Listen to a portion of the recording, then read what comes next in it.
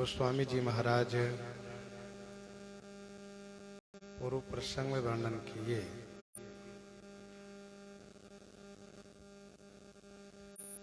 श्री लक्ष्मण जी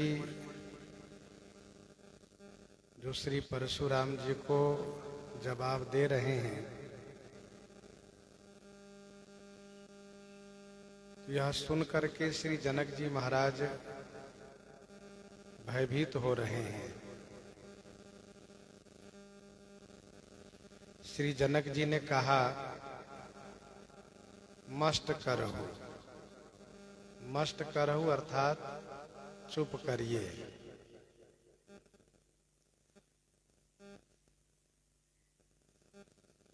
क्योंकि बहुत बोलना अच्छा नहीं है।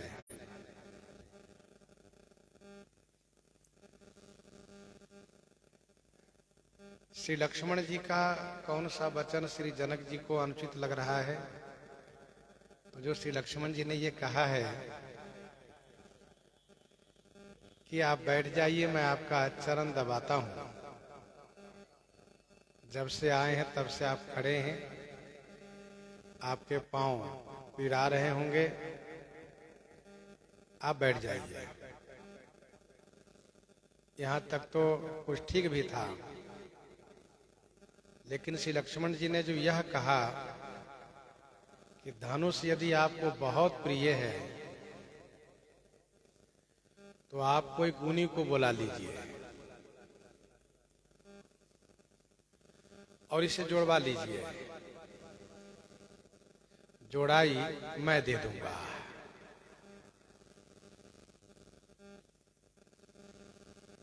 यह श्री जनक जी को लगा कि ये अनुचित बोल रहे हैं। इस प्रकार से एक तो परशुराम जी यूं ही गुस्से में हैं और उनको यह कह करके कि आपको धनुष बहुत प्रिय है तो गुनी को बुलाइए, जोड़वा लीजिए, मैं जोड़ाई दे दूंगा।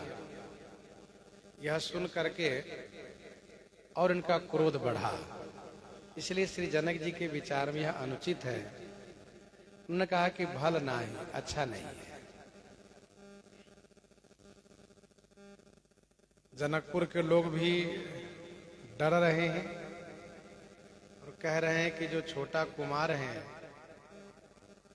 वो तो बड़े भारी खोटे हैं। बड़े जितने सीधे हैं, छोटे उतना ही टेढ़े हैं।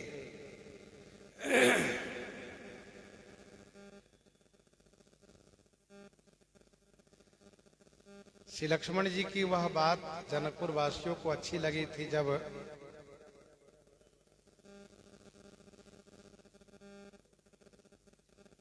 श्री लक्ष्मण जी ने श्री जनक जी के यह कहने पर कि वीर विहीन महे मैं जानी उत्तर दिए थे।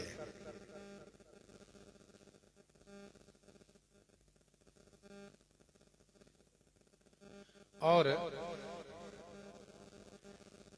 यद्यपि डर तो लग रहा था, लेकिन अच्छा लगा कि बढ़िया कह रहे हैं।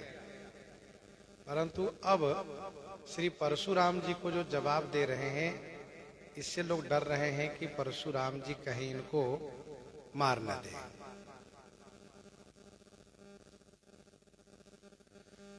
परशुराम जी महाराज श्री लक्ष्मण जी की वाणी सुन रहे हैं। लक्ष्मण जी में जरा भी भय नहीं है। पूर्णतः निर्भयता है लक्ष्मण जी में। इसलिए क्रोध में लक्ष्मण जी का, क्रोध में परशुराम जी का शरीर जल रहा है और बल की हानि हो रही है। श्री परशुराम जी ने श्री राम जी के ऊपर एहसान प्रकट करते हुए यह कहते हैं कि हे राम, तुम्हारा छोटा भाई है, इसीलिए मैं इसको बचा रहा हूं, नहीं तो मैं मार दिया होता। यह एहसान जना करके उन्होंने कहा। और जब श्री परशुराम जी ने यह कहा कि यह बालक जो है शरीर से तो बड़ा सुंदर है, लेकिन मन का मलिन है, बाहर से सोने के घड़े जैसे दिखता है, लेकिन अंदर से यह जहर भरा हुआ है। यह सुनकर के लक्ष्मण जी फिर से हंसने लगे। लक्ष्मण जी के हंसने का अभिप्राय यह है कि उत्तर तो देते बन नहीं पा रहा है महाराज को, तो कभी श्री गुरु जी पर एहसान प्रकट करते हैं, कभी श्री राम जी पर एहसान प्रकट करते हैं।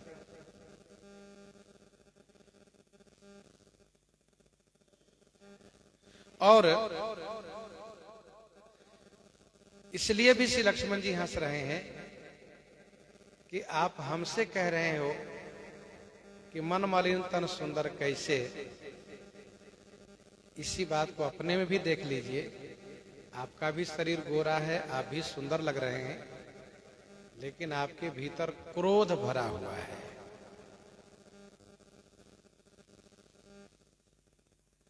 अच्छा, जब श्री लक्ष्मण जी हंसने लगे तो श्री राम जी नेत्र तिरछा किए।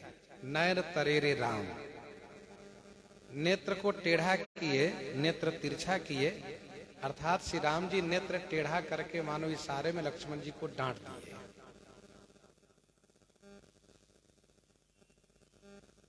नेत्र को तिरछा करके डांट दिए।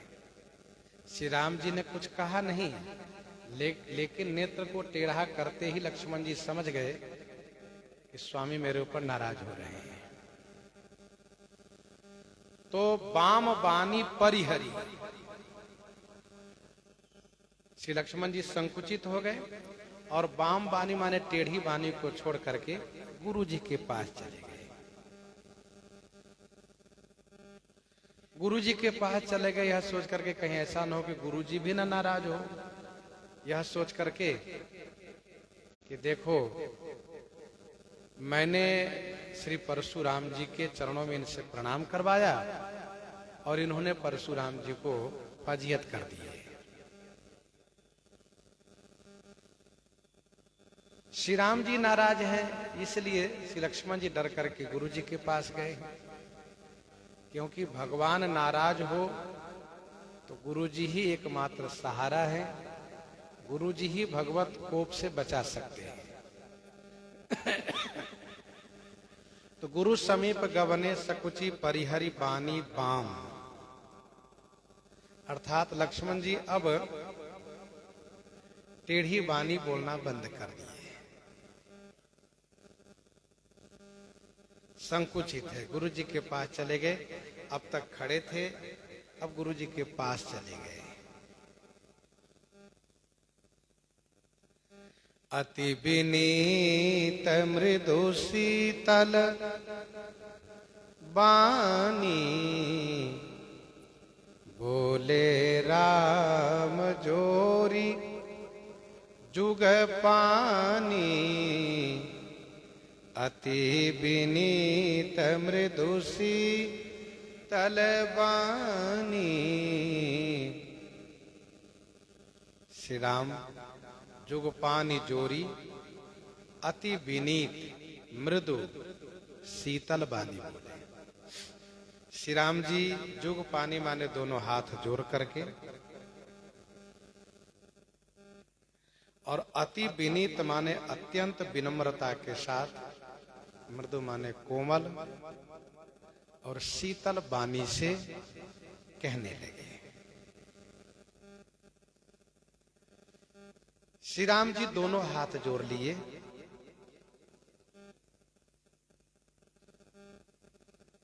यह सोच करके कि श्री शंकर भगवान के शिष्य हैं, ब्राह्मण है, और फिर लक्ष्मण जी के वचन से बड़े नाराज हो रहे हैं, दुखी हैं। तो श्री शंकर जी के शिष्य हैं, ब्राह्मण हैं, इसलिए दोनों हाथ जोड़ लिए। श्री लक्ष्मण जी के वचन से भी असंतुष्ट हैं, इसलिए उनकी ओर से भी दोनों हाथ जोड़ लिए। हाथ जोड़ने से देवताओं को अच्छा लगता है। हाथ जोड़ने से देवताओं को अच्छा लगता है। अंजलि परमा मुद्रा क्षिप्रम देव प्रसादिनी। अंजलि परमा मुद्रा क्षिप्रम देव प्रसादिनी। भलो मानी है रघुनाथ जोरी जो हाथ माथो नाई है। दोनों हाथ जोड़ लेने से देवताओं को अच्छा लगता है। भगवान श्री राम जी शीघ्र प्रसन्न हो जाते हैं। तो प्रसन्न करने की यह मुद्रा है, दोनों हाथ जोड़ना। श्री राम जी विनम्र, मृदु कोमल, शीतल वाणी कह रहे हैं। सुनहु नाथ तुम सहज सुजाना, बालक बचन करिए नहीं काना। सुनहु नाथ तुम सहज सुजाना, बालक बचन करिए नहीं काना। हे नाथ सुनिए, आप सहज सुजान हैं।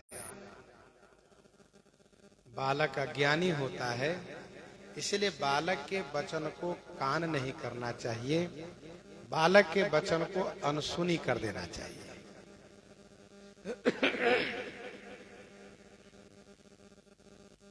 हे नाथ, आप नाथ हैं, आप स्वामी हैं, हम आपके सेवक हैं।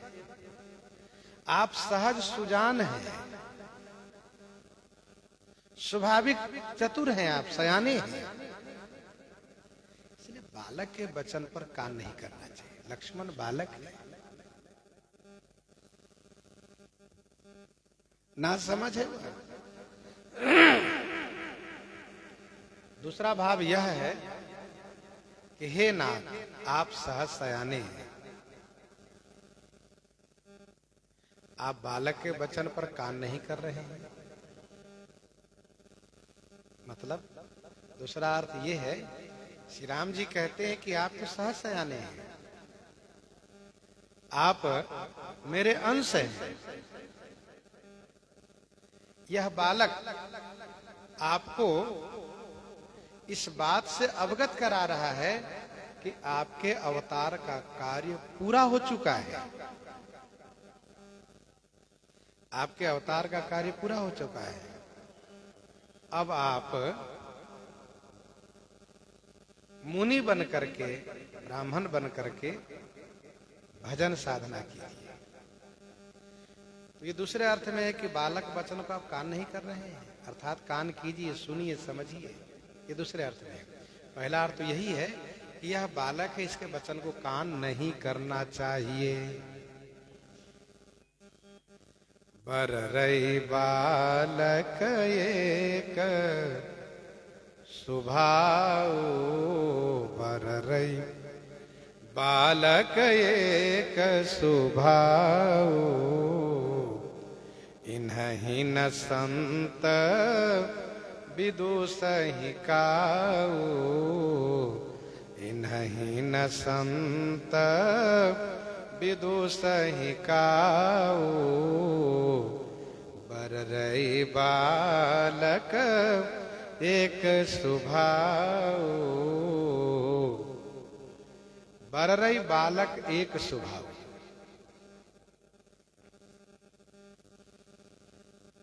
बररई, इसको बरैया कहते हैं। बररई माने बरैया कहते हैं, इसी को बिरनी कहते हैं। तो बररई और बालक दोनों का एक स्वभाव है। बिढ़नी, बिरनी जिसको कहते हैं, कहीं कहीं तितैया भी कहते हैं, बरैया भी कहते हैं। श्री राम जी कहते हैं कि बर्रैया और बालक का एक स्वभाव है, दोनों का एक स्वभाव होता है। बिढ़नी को छेड़ दीजिए तो वह डंक मारेगी,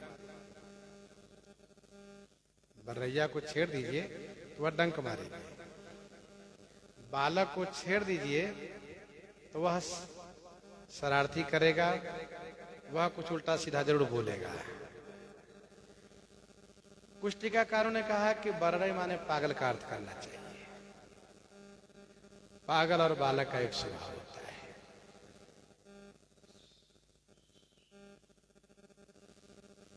लेकिन बर्रे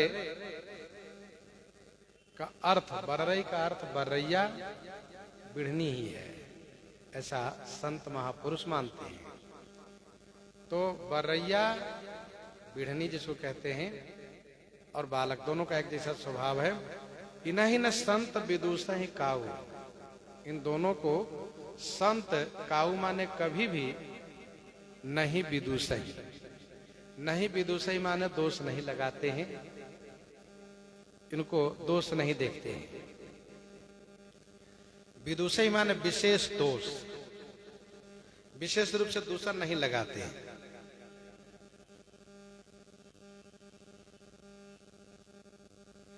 भगवान श्री राम जी ने पहले ये कहा कि बालक के वचन को ध्यान नहीं देना चाहिए, अनसुनी करना चाहिए। फिर दूसरा कहा कि बर्रैया और बालक का एक स्वभाव है। और फिर श्री राम जी कहते हैं कि महाराज धनुष को मैंने तोड़ा है, इन्होंने नहीं।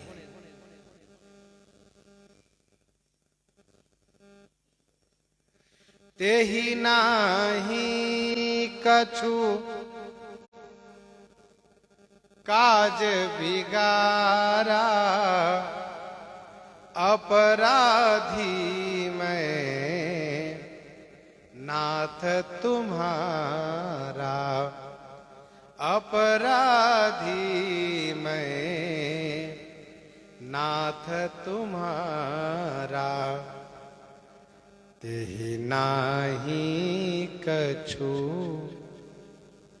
काज बिगारा,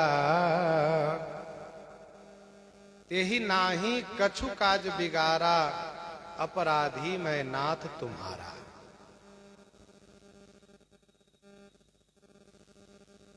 तेहि, तेहि अर्थात इस बालक ने, इन्होंने आपका कुछ भी काम नहीं बिगाड़ा है। हे नाथ, तुम्हारा अपराधी मैं, आपका अपराधी मैं हूं।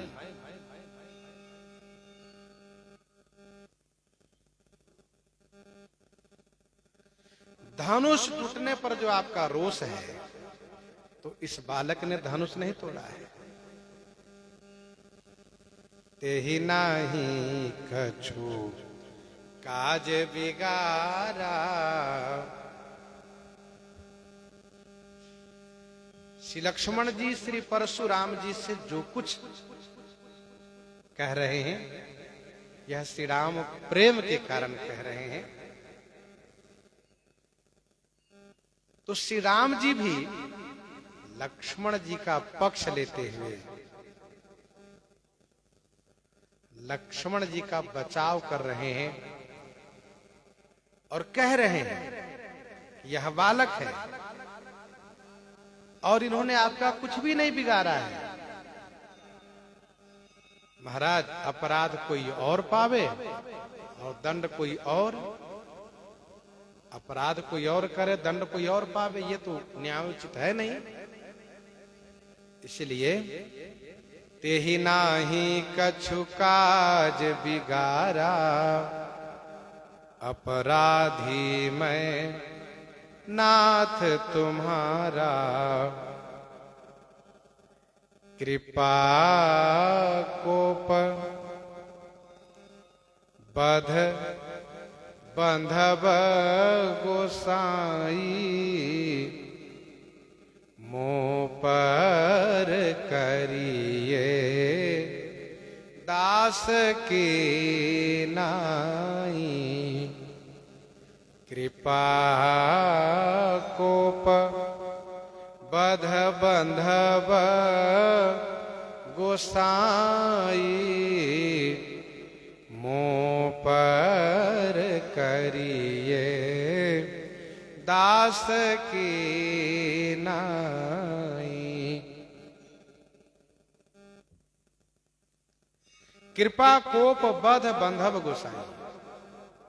हे गोसाई, हे स्वामी,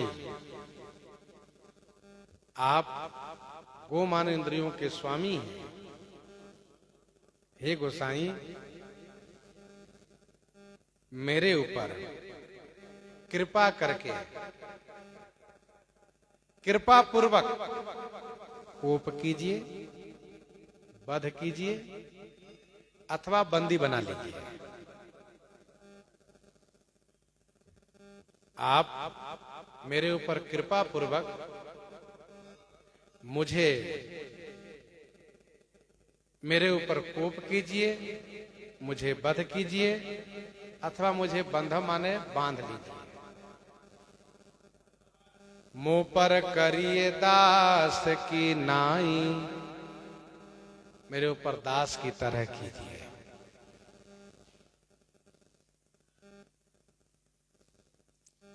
आप जो कुछ कीजिए दास के जैसे कीजिए।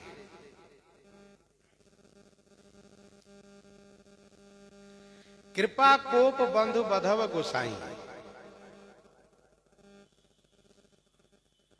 आप चाहे कृपा कीजिए चाहे कोप कीजिए, ध्यान दीजिएगा।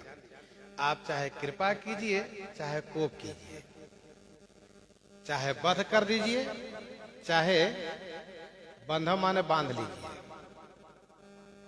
आप चाहे कृपा कीजिए चाहे क्रोध कीजिए, आप चाहे वध कर दीजिए चाहे बांध लीजिए, लेकिन आपसे प्रार्थना है आप जो कुछ कीजिए दास की नाई, दास के जैसे।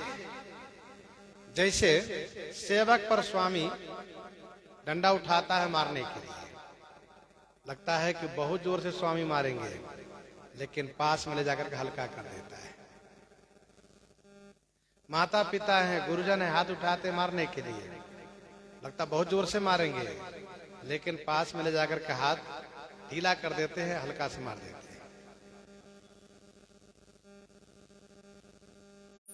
भगवान श्री राम जी कहते हैं चाहे कृपा कीजिए चाहे क्रोध कीजिए, वध कीजिए चाहे बांध लीजिए, आप जो चाहे करिए लेकिन दास के जैसे करिए। श्री राम जी क्रोध का फल तो प्रकट किए लेकिन कृपा का फल प्रकट नहीं किए। कोप का फल क्या है? कोप का फल है मार देना, बांध लेना। तो क्रोध का फल प्रकट किए, यदि आप कोप करते हैं तो चाहे मुझे मार दीजिए चाहे आप मुझे बांध लीजिए, लेकिन यदि कृपा करेंगे तो क्या करिए, ये नहीं कहा श्री राम जी ने। क्यों? क्योंकि श्री परशुराम जी हृदय में कृपा है ही नहीं। जब कृपा ही नहीं है तो कृपा का फल कैसे कहते हैं? भैया जब जड़ ही नहीं है, मूल ही नहीं है, वृक्ष का जब मूल ही नहीं है तो फल कैसे कहा जाएगा? मोह पर करिए दास की नाई, मेरे ऊपर जो भी दंड निर्धारण कीजिए दास के जैसे करिए। जैसे स्वामी सेवक को, दास को दंडित करता है। कहने का भाव ये है कि दास मान करके चाहे मुझे मार दीजिए चाहे बांध लीजिए स्वीकार है, लेकिन शत्रु मान करके यदि आप ये करेंगे व्यवहार, वह स्वीकार नहीं होगा। जब शत्रु मान करके आप इस प्रकार से मुझे दंडित करना चाहेंगे तो वह स्वीकार नहीं होगा। क्योंकि देव दनुज भूपति भट नाना, देव दनुज भूपति भट नाना, समबल अधिक हो बलवाना, जो रन हम ही पचारे को, जो रन हम ही पचारे कोई, लरऊ सुखेन काल किन होई। काल ही क्यों न हो, हम युद्ध करेंगे उससे। तो श्री राम जी कहते हैं दास मान करके जो भी दंड आप देंगे स्वीकार होगा, क्योंकि ब्राह्मण क्षत्रिय के स्वामी हैं। और यदि आप शत्रु मान करके मुझे दंडित करना चाहेंगे तो मैं इसका प्रति उत्तर करूंगा। ये इशारा है।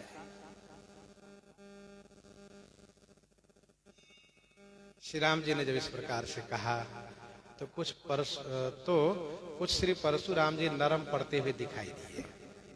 श्री राम जी ने जब इस प्रकार से कहा तो श्री परशुराम जी कुछ इस प्रकार से नरम पड़ते हुए दिखाई दिए। तब श्री राम जी ने कहा, कहिए बेगी जेहि विधि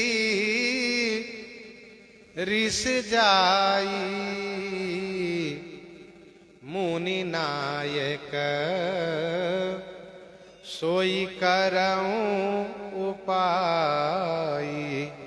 मुनि नायक सोई करऊं उपाय। कहिए बेगी जेहि विधि रिस जाई। कहिए बेगी जेहि विधि रिस जाई। बेगी माने शीघ्र कहिए, जेहि विधि माने जिस प्रकार से आपकी रिस चली जाए, आपका क्रोध चला जाए, जिस प्रकार से वह शीघ्र कहिए। मुनि नायक सोई करऊं उपाय। हे मुनि नायक, सोई माने वह मैं उपाय करूं। आप बेगी माने शीघ्र बताइए कि ही विधि माने किस प्रकार से आपकी रिस जाएगी, आपकी गुस्सा जाएगी। हे मुनिराज, सोई माने वही हम उपाय करेंगे। जब श्री राम जी ने इस प्रकार से पूछा तो श्री परशुराम जी बोले, कह मुनि राम जाई रिस कैसे। कह मुनि राम जाई रिस कैसे। अजहु अनुज तब चितब अनई से। अजहु अनुज तब चितब अनई से। कह मुनि राम जाई रिस कैसे। मुनि ने कहा, हे राम, मेरी रिस कैसे जाएगी।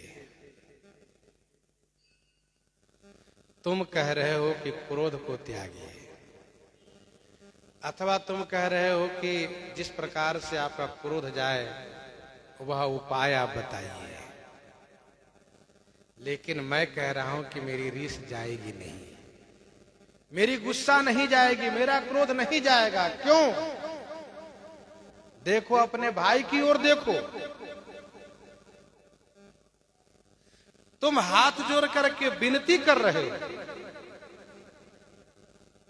और तुम्हारा भाई मेरी ओर घुरुक रहा है।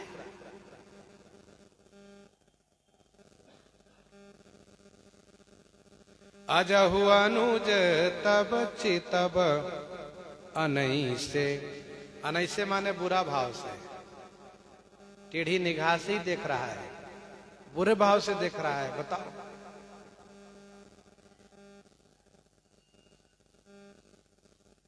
मेरी रिस कैसे जाएगी?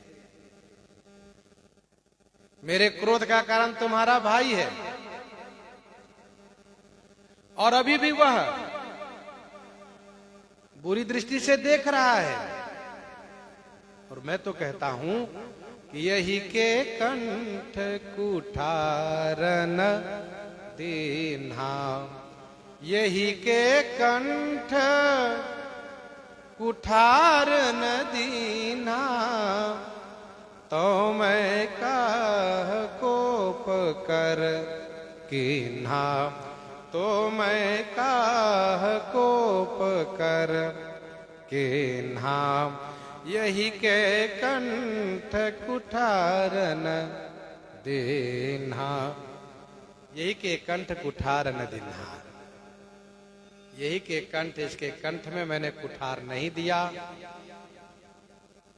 अर्थात इसका गला नहीं काटा फरसे से, तो मैं कोप करी काह किन्हा, तो मैंने क्रोध करके क्या किया, अर्थात कुछ भी नहीं किया। यही के कंठ कुठार न दीन्हा, तो मैं काह कोप कर कीन्हा, तो मैंने क्रोध करके क्या किया, अर्थात कुछ भी नहीं किया।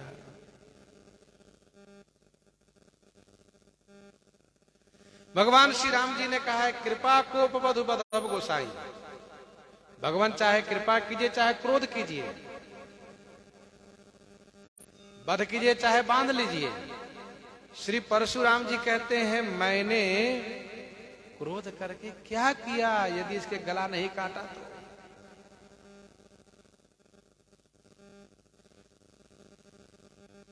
मेरा क्रोध तो सार्थक हुआ नहीं, मेरा क्रोध व्यर्थ गया। कोप का मतलब है कि मैंने इसका सिर धड़ से अलग कर दिया होता, तब प्रभु को पिकार मुख लिन्हा, धरते भिन्न तासु सिर किन्हा। ये कृपा, ये क्रोध का परिणाम है। गर्भ स्रवहि अवनि परवनि, गर्भ स्रवहि अवनि परवनि, सुनि कुठार गति घोर, परसु अछत देखऊं जियत, बैरी भूप किशोर, बैरी भूप किशोर, गर्भ स्रवहि अवनि परवनि, सुनि कुठार गति घोर। गर्भ स्रवहि अवनि परवनि, सुनि कुठार गति घोर।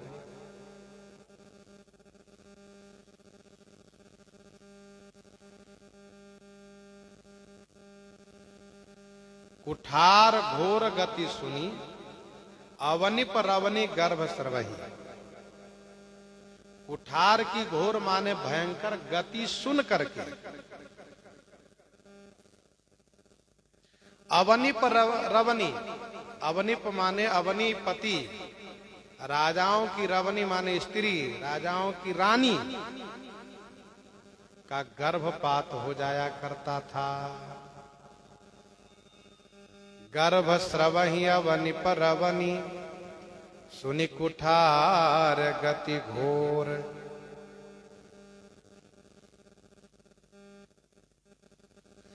परसु अछत बैरी भूप किशोर, जियत देखो। वही फरसा है मेरे हाथ में और बैरी राज किशोर राजकुमार मेरे सामने है, मैं इसे जिंदा देख रहा हूं, तो मैंने क्रोध करके क्या किया? कुछ भी तो नहीं किया क्रोध करके।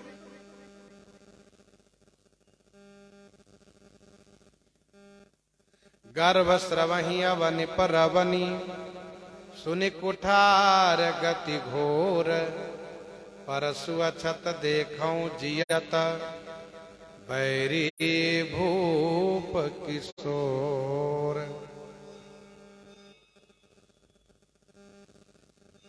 मेरे फरसे की घोर गति सुन करके, भयानक गति सुन करके, कि वह फरसा ऐसी पैनी है कि उसकी धारा में कोई बच नहीं पाता है। उसकी धार में सब कट जाते हैं। तमाम छत्राणियां विधवा हो गई। तो फरसे की भयानक गति सुन करके राजा की रानी का गर्भपात हो जाया करता है। राजा पृथ्वीपति होते हैं। जैसे पृथ्वी कठोर वैसे राजा कठोर, वैसे उसकी रानी कठोर। लेकिन कठोर होने के बाद भी वह फरसे की गति सुन करके अपने गर्भ को नहीं संभाल पाती थी।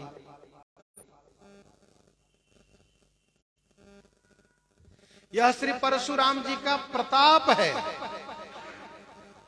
जैसे रावण का प्रताप है। चलत दशानन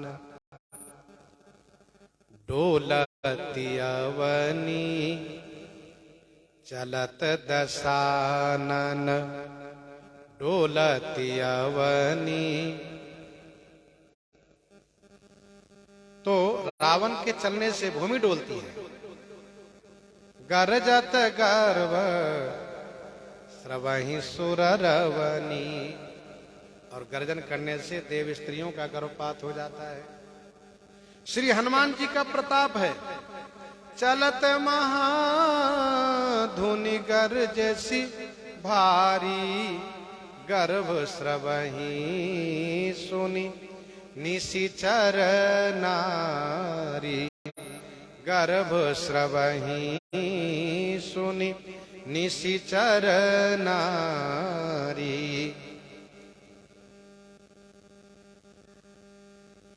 गरजत गर्भ स्रवहि सुर रवनी। रावण के प्रताप से देवियों का गर्भपात होता है। हनुमान जी के प्रताप से राक्षसियों का गर्भपात होता है। परशुराम जी के फरसे के प्रताप से छत्राणियों का गर्भपात होता है।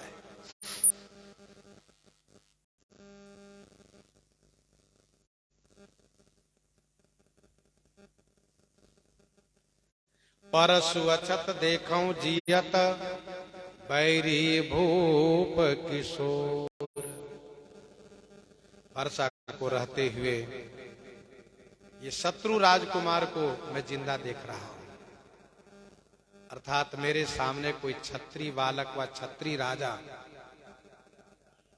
आंख उठा के नहीं देख सकता था, और वह कांपते थे कि श्री परशुराम जी के फरसा से बच नहीं पाऊंगा। और यह बालक मेरे हाथ में फरसा है और मुझे आंख दिखा रहा है। श्री लक्ष्मण जी तो आंख दिखाए ही। भृगुबर परस दिखावो, विप्र विचारी बचौ निरपद्रव।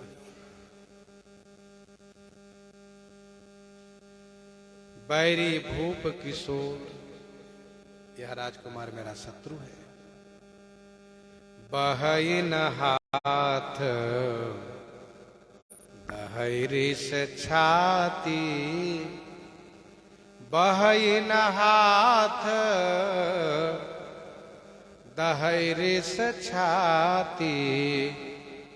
भाग कुठार कुंठित निरपघाती। भाग कुठार कुंठित निरपघाती। बहई न हाथ दहरी से छाती। बहई न हाथ, बहई न का मतलब चलता नहीं। मेरा हाथ चल नहीं रहा है। रिस से मेरी छाती जल रही है। दहई रिस छाती। भाग कुठार कुंठित निरपघाती। निरपघाती कुठार कुंठित भाग। निरपघाती माने राजाओं को मारने वाला यह कुठार फरसा कुंठित हो गया। कुंठित हो गया अर्थात भूथर हो गया। इसकी धार मोटी हो गई, गुठला गया है। बहई न हाथ दहई रिस छाती। श्री परशुराम जी महाराज अपनी लाचारी प्रकट कर रहे हैं। यदि कोई कहे कि आप जो कह रहे हैं कि परशु अछत देखो जियता बैरी भूप किशोर, मार दीजिए। आप कह रहे हैं कि कंठ कुठार न दिन हाथों में कहा कोप करके ना, तो फिर आपके हाथ में परसा है, लक्ष्मण जी सामने, मार दीजिए। श्री परशुराम जी कहते हैं यही तो बात है कि मेरा हाथ इन पर चल नहीं रहा है भाई, ना हाथ नहीं आगे बढ़ रहा है। जो हाथ सब जगह आगे बढ़ता रहा मारने के लिए, आज नहीं बढ़ रहा है। और रिस में गुस्से मेरी छाती जल रही है, मेरा ये फरसा भुथरा गया है, उठला गया है। भाग कुठार कुंठित नृपघात। ऐसा क्यों हो रहा है? तो ऐसा इसलिए हो रहा है कि भगवान श्री राम जी की इच्छा यही है, क्योंकि श्री परशुराम जी का अवतार का कार्य पूरा हो चुका है। श्री परशुराम जी के अवतार का कार्य पूरा हो चुका है। अब श्री परशुराम जी का वह तेज श्री राम जी लेना चाहते हैं। इसलिए आज परशुराम जी की शक्ति काम नहीं कर रही है। और सत्य तो यह है कि इनकी शक्ति धीरे धीरे क्षीण होती चली जा रही है। साथ साथ उस बात को भी याद रखना चाहिए जो श्री परशुराम जी महाराज ने श्री राम जी लक्ष्मण जी को आशीर्वाद जो दिया है, राम लखन दशरथ के ढोटा दीनी असीस देखे भल जोटा। आशीर्वाद जो दे चुके हैं श्री परशुराम जी, तो वह आशीर्वाद भी सफल होना है। श्री परशुराम जी कहते हैं भयउ बाम विधि फिरे ओ स्वभाव, भयउ बाम विधि फिरे ओ स्वभाव, मोरे हृदय कृपा कसिकाओ, भयउ बाम विधि फिरे ओ स्वभाव, मोरे हृदय कृपा कसिकाओ। मेरे ऊपर विधाता बाम हो गए, भयो बाम विधि फिरे उस स्वभाव, मेरा स्वभाव फिर गया, मेरा स्वभाव बदल गया। राम मोरे हृदय कृपा, फिर भी मैं उन राजाओं पर कृपा नहीं करता था, मार डालता। मैंने कभी समझा ही नहीं कृपा क्या होती है। मोरे हृदय कृपा कसिकाऊ। लेकिन आज मेरा स्वभाव बदल गया है, स्वभाव फिर गया है, मेरे ऊपर विधाता बाम हो गए हैं, बाम हो गए हैं। शत्रु पर कृपा भाव उत्पन्न होना यह विधाता की बामता है, क्योंकि रिपु पर कृपा परम कदराई, रिपु पर कृपा परम कदराई।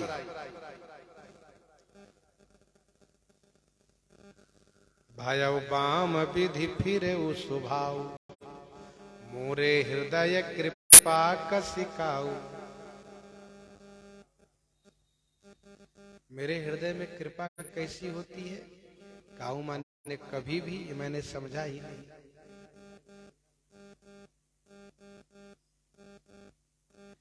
लेकिन आज दया दुख दुसह सहावा, आज दया दुख दुसह सहावा, सुनि सौमित्री बिहसी सिरनावा, सुनि सौमित्रे बिहसी सिर नावा, आजु दया दुख दुसह सहावा। आज दया ने, कृपा ने मुझे दुसह दुख सहाया। आज मैं दया बस कृपा बस दुसह दुख सह रहा हूं, असहनीय दुख सह रहा हूं।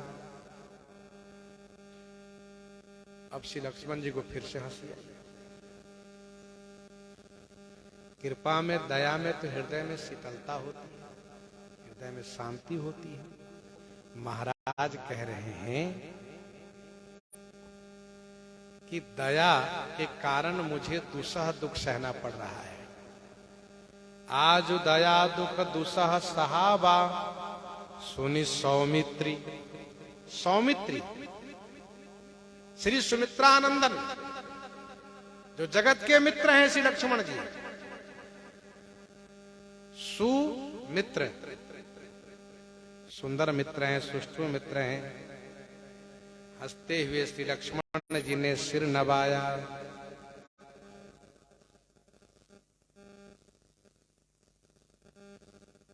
सुनि सौमित्र बिहसी सिर नावा।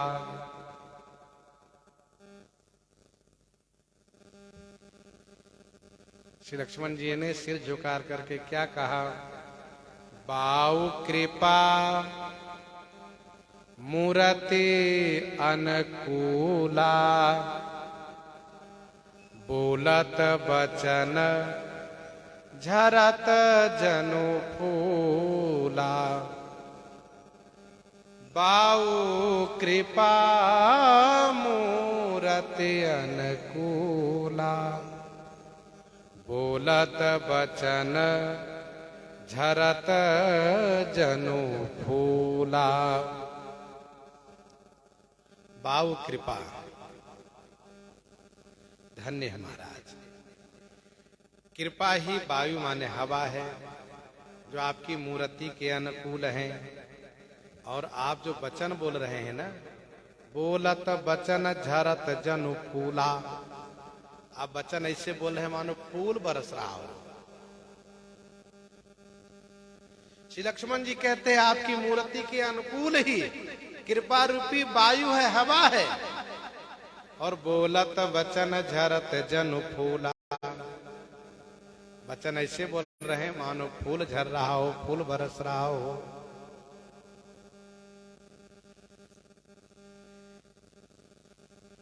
बाऊ कृपा मूर्ति अनुकूला, बोलत बचन झरत जनु फूला।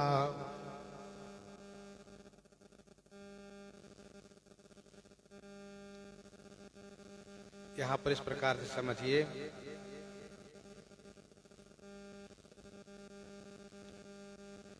बाऊ कृपा, कृपा नहीं अपितु क्रोध है। और मूर्ति अनुकूला, अनुकूला नहीं अपितु प्रतिकूल है। और मूर्ति आपकी कराल है। और जो वचन बोल रहे हैं मानो फूल नहीं अपितु वज्र गिर रहा है। बाऊ कृपा मूर्ति अनुकूला, आपकी मूर्ति के अनुकूल ही कृपा रूपी वायु है। जैसी मूर्ति वैसी कृपा। कहना क्या है? आपकी मूर्ति कराल है तो कृपा नहीं अपितु क्रोध है। और वचन बोल रहे हैं फूल नहीं अपितु वज्र गिर रहा है। अच्छा महाराज, जो पै कृपा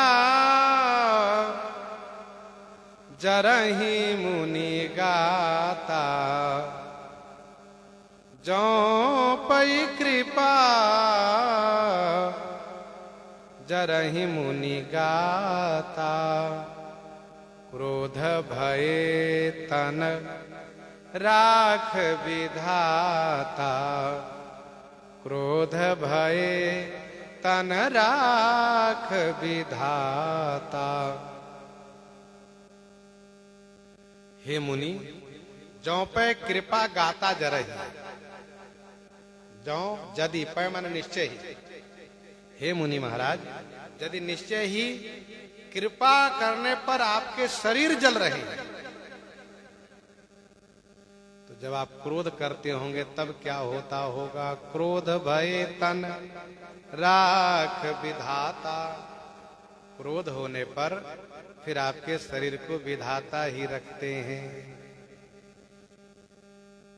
महाराज, जब कृपा में आपका शरीर जलता है तो क्रोध में शरीर की क्या दशा होती होगी? विधाता ही आपके शरीर को बचा के रखे ना, तब तक जल गए होते आप।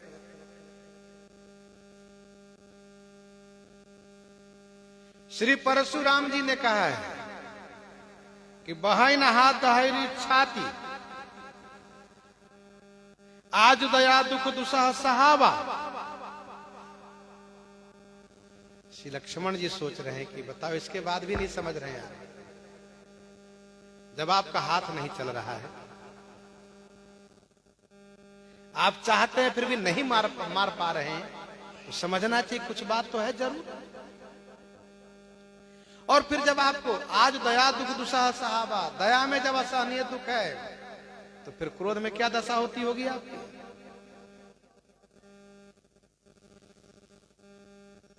क्रोध भय तन राख विधाता।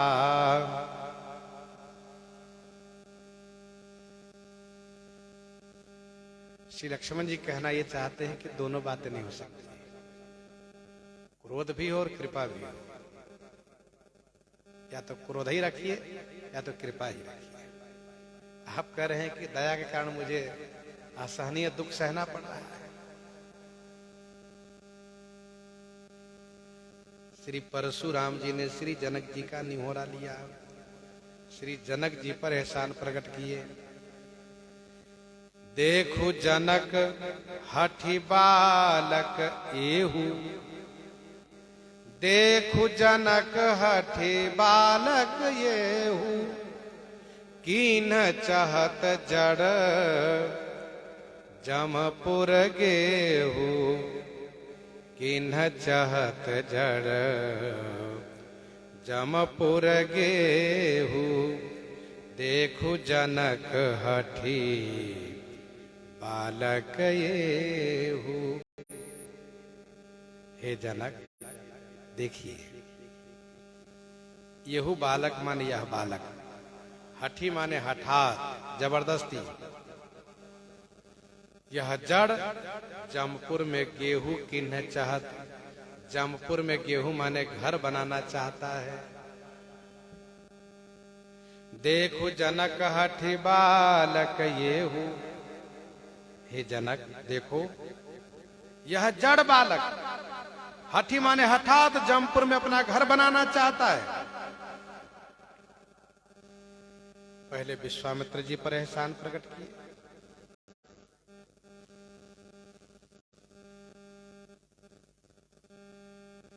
फिर इसके बाद श्री राम जी पर, और इसके बाद अब जनक जी पर एहसान प्रकट कर रहे हैं। श्री जनक जी के उन बात को सुनकर के जो श्री जनक जी ने अभी थोड़ी देर पहले कहा है, मस्त करहु अनुचित भल नाही, तो श्री परशुराम जी को लगा कि जनक जी चाहते हैं कि यह बालक चुप हो जाए, बहस न करे, बात न बढ़ावे, इसलिए इन्होंने फिर से जनक जी से कहा। क्योंकि जनक जी ने इनको कहा था कि मस्त करो, चुप करो, इसलिए श्री परशुराम जी जनक जी से कहते हैं, देखो जनक हठि बालक येहू,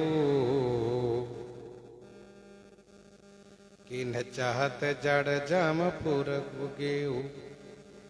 यह जड़ है, यह जमपुर जाना चाहता है। श्री राम जी से श्री परशुराम जी ने कहा है कि राम तोर भ्राता बड़ पापी, ये बड़ा पापी है, और श्री जनक जी से कहते हैं कि यह जमपुर में जाएगा, अर्थात बड़ा पापी जमपुर को जाता है। कि न चाहत जड़ जमपुर गेहू, बेगी करहूं किन आखिन ओटा, बेगी करहूं किन आखिन ओटा, देखत छोट खोट निरपढोटा, बेगी करहु किन आखिन ओटा, देखत छोट खोट निरपढोटा। बेगी करहु किन आखिन ओटा, बेगी माने शीघ्र, आखिन ओटा किन करहु, बेगी माने शीघ्र मेरी आंख से आड़ क्यों नहीं कर देते हो इसको। देखत छोट खोट निरपढोटा, जनकपुर वासियों की वाणी सुनकर के परशुराम जी कहने लगे। जनकपुर वासियों ने कहा है छोट कुमार खोट बड़ भारी। परशुराम जी ने भी कहा देखत छोट, देखने में तो छोटा है, पर यह निरपढोटा माने राजपुत्र, निरपढोटा माने राजपुत्र राजकुमार, राजा का बेटा, खोट माने खोटा है।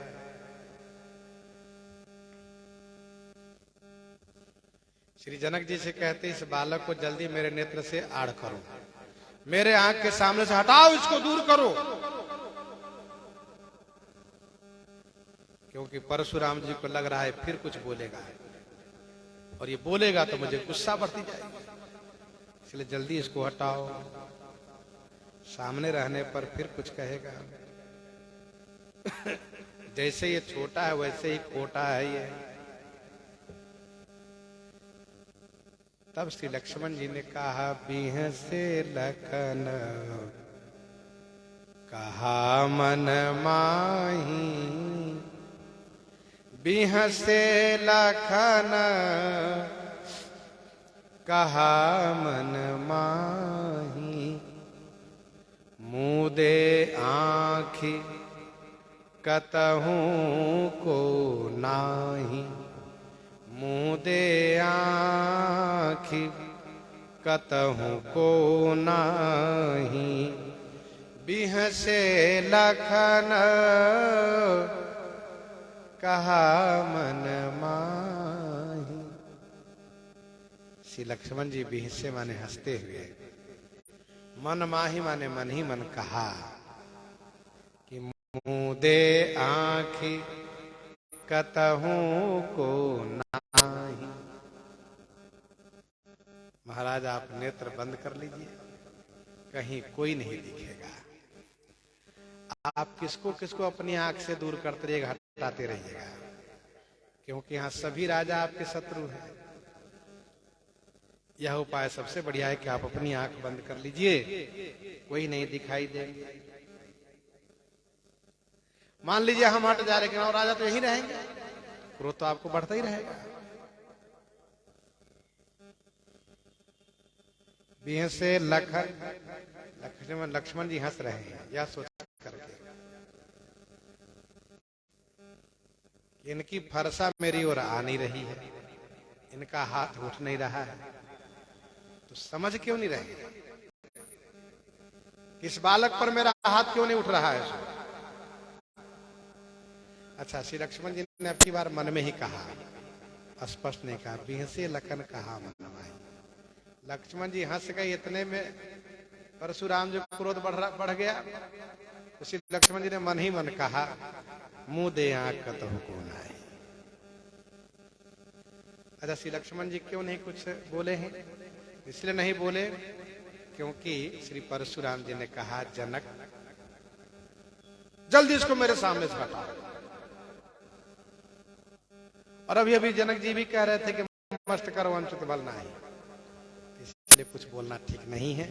लेकिन मन ही मन कहा कि मुंह दिए आंख कतहु को नाही। परशुराम तब राम प्रति बोले उरयति क्रोध, शंभु सरासन तो रिसठ करसि हमार प्रबोध, करसि हमार प्रबोध। अब तक श्री राम जी पर श्री परशुराम जी हमेशा नरम ही बने रहे हैं, लेकिन अब श्री परशुराम जी श्री राम जी पर भी गर्म हो गए और श्री राम जी पर गर्म हो गए। लक्ष्मण जी अभी शांत हैं, श्री राम जी जो कह रहे हैं उसको श्री राम जी सुन रहे हैं, और फिर श्री राम जी जिस प्रकार से उत्तर देते हैं वह श्रवण आगे करेंगे। इन्हीं के साथ श्री राम प्रसंग को हृदयंगम करते हुए आइए भक्तमाल जी से श्रवण करते हैं।